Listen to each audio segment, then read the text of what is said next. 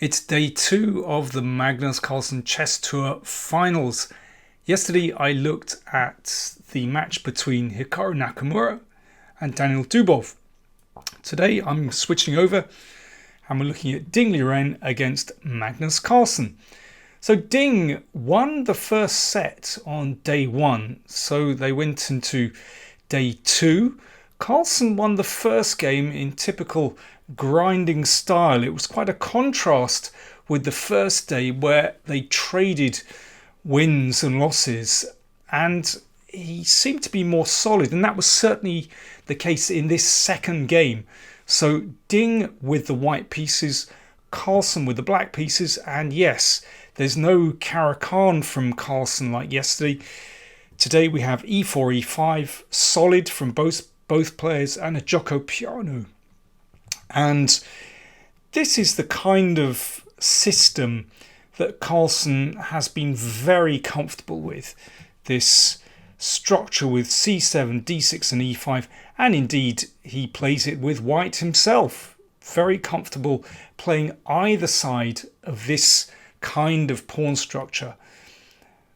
Ding, well, of course, he does play e4, but I normally associate him as being more of an a d4 player actually, and c4 sometimes. But anyway, he's obviously content to play a more solid line today.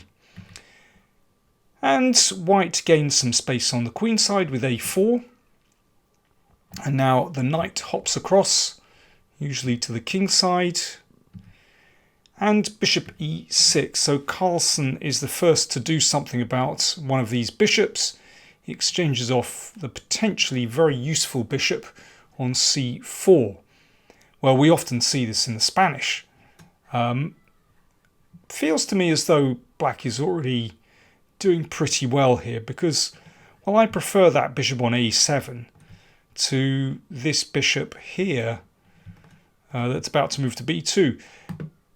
In fact, the players had exactly this position in one of the first Carlsen online tournaments, the Carlsen Invitational, and there Ding played queen c2 and eventually won, but nothing to do with the opening.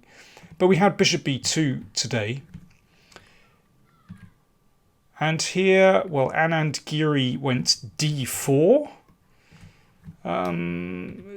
Ding is actually following a game between Rajabov and Kramnik from Vaikonze 2019.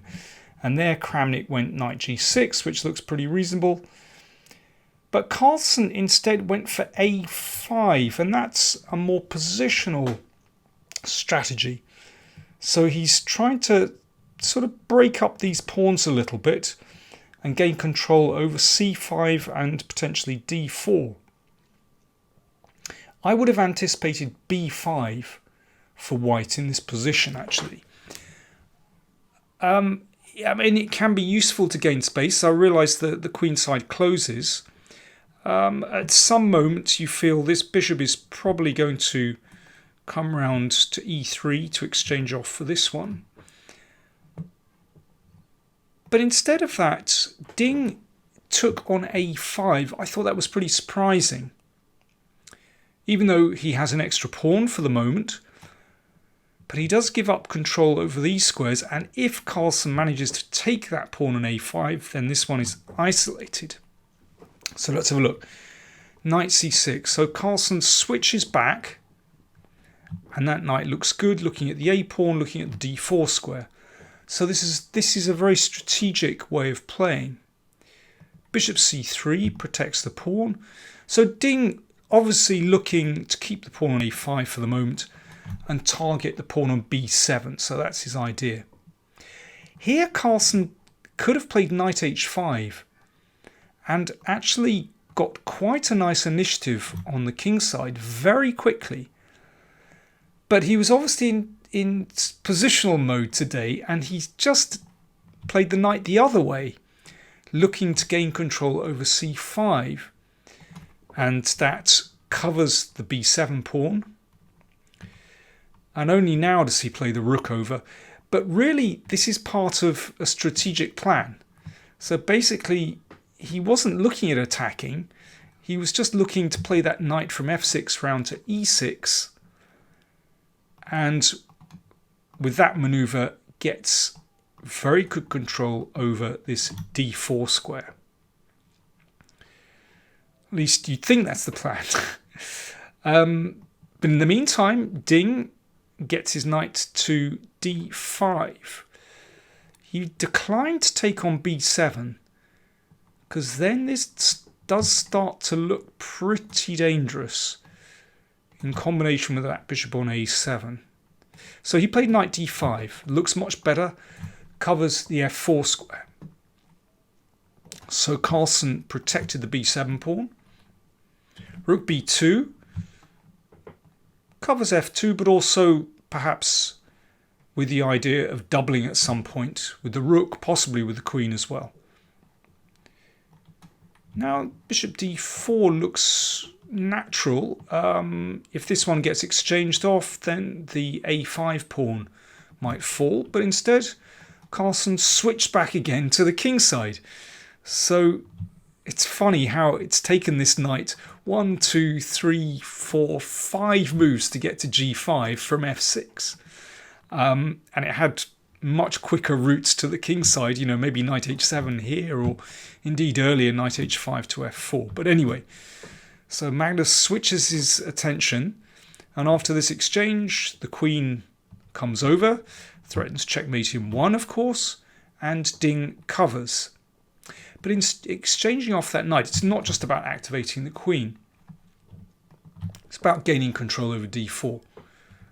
And that's what Carlsen did with bishop d4. But Ding should be alright here with rook b1, because he has pressure on this pawn, and the knight is looking pretty good on d5. Carlsen exchanges on c3 and does reclaim his sacrificed pawn. So now he's got the slightly better pawn structure. So a nice pawn clump. In fact, his entire pawn holding is one giant mass, which is very nice. And white has that isolated pawn on a4. Now at the moment, not significant. But let's see. Knight d5, very reasonable. The knight goes back into this fine square. And now queen d8 is roughly level. But Carlsen played knight c6. It's a really tricky move. So looking to play into d4, the kind of move in rapid play that you might not want to see if you're playing with white. It all starts to look a bit tricky now. So for example, if knight takes pawn, knight d4 and attacks the queen. And if queen g4, then the queen comes back to d8, hits the queen, hits the knight. So that's a bit of a shocker. Alternatively, there's rook takes b7, also not great. Because if rook takes, then again, this is rather nasty, attacking the queen. And if queen g4, then we've got, let me see, queen c1 check looks pretty good. And rook takes queen. But there was a good move for Ding here. If he'd calmly played g3, that cuts out any nonsense on g2. And after knight d4, the queen can just drop here. And actually, you know, there's serious pressure on these pawns. We can drive the knight away, and the queen comes back to defend. Yes, the knight looks beautiful here, but there is serious pressure on the b file. And with the pawn on g3, suddenly the rook on g6 looks rather out on a limb. So I think Ding could have had some pretty good pressure there. But the knight has just come back to c6, and instead Ding played knight e3. b6, good move. That takes the pressure from b7. The knight came to f5. Well, certainly not a bad square, and it does cover d4. Maybe that coloured Ding's thinking that he was just worried about that knight coming into d4, and that's why he wanted to bring the knight there. But now Carlsen switches to the a file. So he's clear on the b file. Beautiful pawn structure. It leaves those rooks looking pretty poor, or just without an idea. h4. Queen could have gone back to d8, but Carlsen plays queen f4. And, well, Ding didn't want to leave that queen there. He could have dropped the queen back, but instead he exchanged. Actually, this falls in with Magnus's plans. If the rook comes to protect that pawn, then rook e6, and, well, maybe rook e5 to a5. Perhaps that rook will simply come back here and double on the a file. Black is better there. But Ding had seen this idea probably when he exchanged queens. He's thinking the centre looks good. This rook seems out of play. If I can get in d5, very good. Drive the knight away. Maybe he wants to play c5 to break up those pawns, and then the rooks will come into play. But Carlsen just took this pawn. He didn't worry about this threat. Ding drives the knight away. Ding takes the exchange. But let's just see what happens at the end of this. Yes, Ding has won the exchange. But what a knight on e5. Can't be driven away, obviously. Black already has one pawn for the exchange. That one is loose. This one is potentially vulnerable as well. And what are those rooks doing? Absolutely nothing. And Ding running short of time. This is very tough to defend. This is such a classic Magnus Carlsen position. You know, he loves these situations where his opponent really doesn't have any counterplay at all. He's got a completely secure pawn structure and wonderful pieces. Every single one of Black's pieces is on the attack, basically. But Ding panicked here. He could have defended passively with rook c2. It's not a beautiful move. And, well, these kind of technical decisions are so difficult, particularly when you're short of time. But, well, here's an example of what might have happened. King h5. Now the idea is simply to bring the rooks back in order to try and exchange rooks. Exchanging rooks will actually give White very good play, because that rook will come down and take here, and then, well, all bets are off in that position. But rook a5 is interesting, and then the rook will come to c5 to hit this one, protect that one. Then Black is better again. But rook b5 is interesting. Just looking to repeat the position. You know, if rook a2, rook b1, and then this one comes back. I think Black is still better here. White is intent on exchanging rooks, but if this rook comes to e7, then I think Black is still better here. So Black now has, let me see, 2 pawns for the exchange. Difficult to get any more pressure on this one. Black is certainly better. Is it winnable? Don't know. But anyway, I think rook c2 is what White ought to play. But instead, Ding, well, he just wanted to try and regain the initiative and sacked a pawn back with c5. But Carlsen took it.